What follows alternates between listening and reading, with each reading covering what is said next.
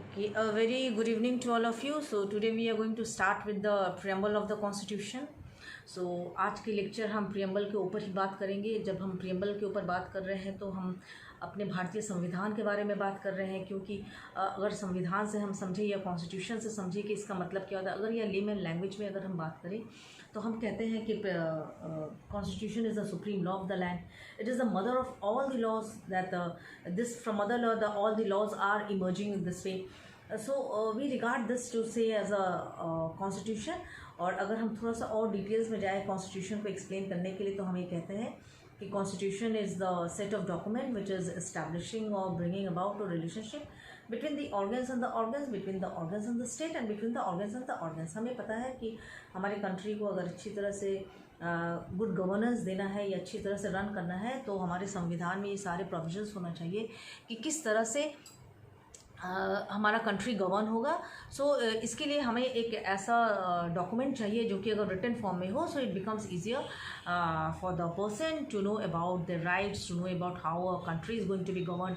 So what will be the directions to be taken into the constitutions. For this we need the constitution. So every statute, so I'm not saying that every constitution, but right now I will say that every statute, हर एक statute के एक अपनी preamble होती है, क्योंकि preamble का significance बस यही होती है कि preamble ये समझाना चाहती है कि हर एक statute का जो introductory portion होता है, जो introductory lecture होता है, उसे हम preamble कहते हैं. बिकॉज ये preamble जो होती है वो हमारा लेजिस्लेचर का इंटेंशन, क्योंकि हमें पता है कि the law making power has been specifically been given to the legislative department. So when the legislative department is enacting और making any law, so it is the duty on the part of the people to know that the law that is being enacted, what is the true intention of the legislature. So in this context, this is regarded to be as the preamble of the statute.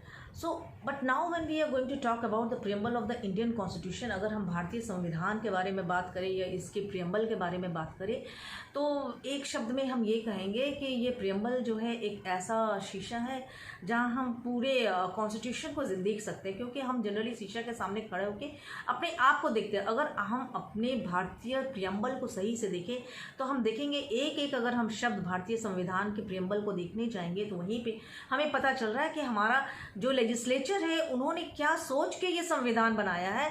The reflection is been easily been depicted in the preamble. And another thing that we know about the preamble is that in preamble का purpose क्या है. इसका main purpose ये है कि ये पहले बताती है what is the source of the constitution. तो जो हमारा ये कॉन्स्टिट्यूशन है उसका सोर्स क्या है. सेकेंडली इसकी ऑब्जेक्टिव क्या है. थर्डली ये बताना चाह रही है कि when it was being enacted, adopted, or when the constitution is supposed to be adopted, it speaks about, the preamble speaks about this particular provision. And one more thing that it speaks about regarding the constitution, we know that it specifies the to say that the philosophy. What is the main philosophy behind the enactment of the constitution? So this four principles is regarded to be as a main purpose of the preamble. तो preamble के ऊपर बहुत सारे questions judicial में, PCS में या objective prelims के लिए आती है. तो हमें प्रियम्बल को हो सके तो आप अच्छी तरह से इसे याद कर लीजिए, क्योंकि प्रियम्बल के समय हम ज़्यादातर क्वेश्चंस क्या होते हैं इससे रिलेटेड कि जैसे हम liberty of thought, expression, belief, faith and worship ये इंटरचेंज कर देते हैं. अगर आपको याद हो तो आप बहुत अच्छी तरह से ये समझ जाएंगे. फिर हमारा जो इंट्रोडक्टरी में जो हम प्रियम्बल के बारे में बोलते हैं, we the people of India do solemnly resolve to constitute India into a sovereign socialist secular democratic republic. तो ये वर्डिंग्स आपको बहुत अच्छी तरह से समझना चाहिए. उसके बाद है justice, social, economic and political, liberty of thought, expression, belief and worship. उसके बाद हमारा है equality and there is the fraternity. और लास्ट में हम ये देखते हैं regarding when it was been enacted. So हम इसके बारे में, so I would also say that इसे याद कर लेने के लिए कोशिश आप कीजिए, because that will be very much better for you. और इस आज के लेक्चर में हम ये भी बताएंगे कि प्रियम्बल को हम पार्ट ऑफ द कॉन्स्टिट्यूशन मानते हैं या नहीं मानते. और इसे हम मानते हैं कि ये कॉन्स्टिट्यूशन का एक हिस्सा है, तो ये पर्टिकुलरली एक टसल जो हुआ था जुडिशरी के बीच में कि कब इसे कहा गया था कि ये पार्ट ऑफ द कॉन्स्टिट्यूशन है और किस पर्टिकुलर केस में इसे कहा गया था it is a part of the constitution. So हम आज उसके भी बारे में डिस्कस करेंगे और हमारा ये प्रियम्बल अमेंड हो सकता है कि नहीं, अगर हो सकता है तो वो कौन सा अमेंडमेंट है और कौन से न्यू वर्ड्स जो है हमारे प्रियम्बल में ऐड किया गया है, हम इसके बारे में भी डिस्कस करेंगे। तो सबसे पहले हम चलते हैं हमारे प्रियम्बल के एक एक शब्द के बारे में हम समझ लें। तो अगर आपके पास बेयर एक्ट सामने है तो इट्स माय रिक्वेस्ट है आप अपने बेयर एक्ट को अपने सामने रखिए, क्योंकि मैं भी अपने बेयर एक्ट को सामने रखती हूँ। दो I remembered very well the constitution and I have memorised it very well because being as a law student, being as a law teacher, it is your duty to know about the preamble of the constitution.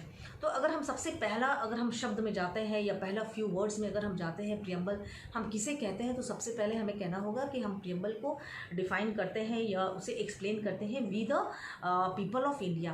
तो ये हमें पता है we the people, हमें ये source बताना चाह रहे हैं कि हमारा जो प्रियम्बल है या हमारा कॉन्स्टिट्यूशन है इसका सोर्स क्या है।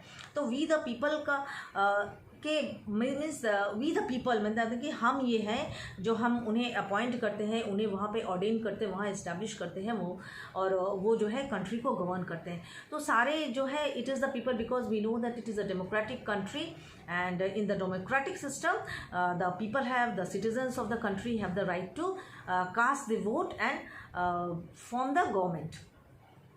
सो why this we the people, ये जो वी द पीपल है क्या बात है कि हमारे फ्रेमर्स ऑफ द कॉन्स्टिट्यूशन ने ये सोचा कि पर्टिकुलरली ये वी द पीपल के साथ ही हम ये स्टार्ट करें, और what has prompted the framers of the constitution. और हमें ये भी पता है कि that the constitution was been drafted under the chairmanship of doctor B.R. Ambedkar. So this we the people, so we must have to say that definitely हम और एक चीज़ ये बताएंगे, we know that the constitution of India is the lengthiest and the bulkiest constitution of the world. So the framers of the constitution have thought that what are the best provisions in the world constitution, so let us not why not to adopt those provision in the Indian constitution. तो इसीलिए क्या हुआ, तो ये we the people जो है ये हम सबसे पहले देखते हैं कि ये इनिशियली अगर हम अमेरिकन कॉन्स्टिट्यूशन को अगर ओपन करें तो वहीं पे ये इनिशियली स्टार्ट होता है we the people of the United States. So over there also the concept we the people have came into existence, and this came in the year most probably 1787, and later it was been ratified in the year 1788. Just a minute, let me just confirm you. I need to confirm it.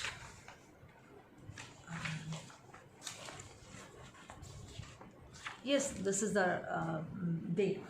So later on we can say that again another factor that why the we the people is there, because we know that the United Nations Charter was being enacted after the Second World War that have taken place. It was being decided there need to be a peace among all the member nations, और दोबारा या उसके बाद कभी भी कोई world war दूसरा ना हो, बिकॉज वर्ल्ड वॉर का हमेशा एक डिवास्टेटिंग और एक बहुत ही ऐसा रिजल्ट होता है विच इज़ अनबिलीवेबल।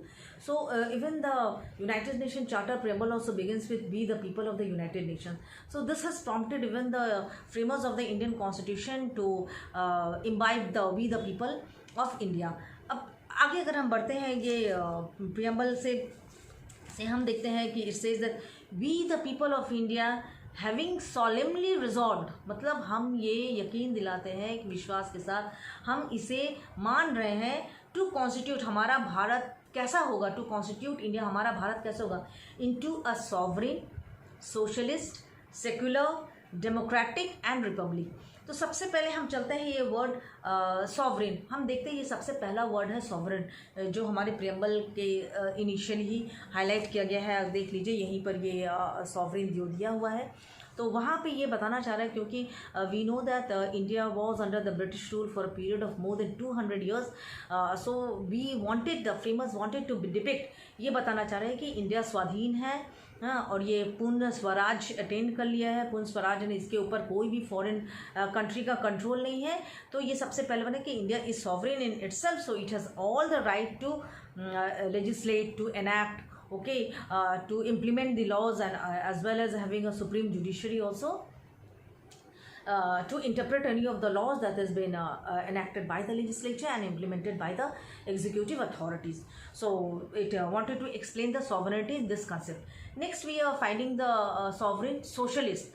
सोशलिस्ट से हम ये समझते हैं कि सोशलिस्ट का मीन होता है कि by socialist we want to say that the economic capacity of the country it need to be evenly distributed among everyone. तो हमें ये पता है कि क्योंकि हमारा एक बहुत ही वेल नोन केस है, if you know, that is Excel Wear versus union of India and DS Nakara versus union of India. So these are the two very well known cases in which it has been said the concept of this socialistic pattern. तो इस socialistic pattern में हमें ये बताया गया है कि हमें ये पता है कि हमारा कंट्री का जो ये इकोनॉमिक है या वेल्थ है इसे इवनली डिस्ट्रीब्यूट किया जाएगा. हमें मानते हैं कि हमें गवर्नमेंट सेक्टर के बारे में हम ज़्यादा एम्फेसाइज करें, but it doesn't mean that the private sector will be deprive. So evenly everything will be everything will be implemented and seen that every person has also getting the opportunity of getting the economic capacity.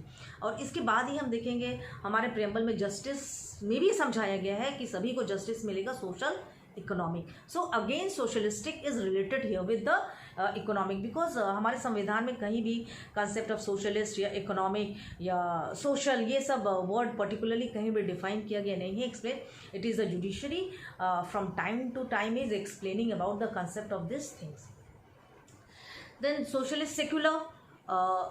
Definitely India is a secular country, and this is regarded to be in the positive concept because there is no particular state religion, and from Article 25 to 28 of the Constitution it speaks about the concept of the secularism, and we know that Article 25 itself says that everyone is free to profess and practice any religion in India. और अगर हम Hindu law में भी देखें तो Hindu law में भी हम कहते हैं Hindus are not only made but they are been born also. तो जो ये मेड है by conversion reconversion, so India is giving that liberty as it is having a principle of secularism. Next हम देख रहे हैं another concept is your democratic. So India is a democratic country, and the principle of the democracy, that is for the people, by the people, of the people, is being applicable. इसे हम मानते हैं, and through the democratic norms only the prime minister along with the cabinet and ministers are there in the system of the parliamentary system of the government. Then next is the republic.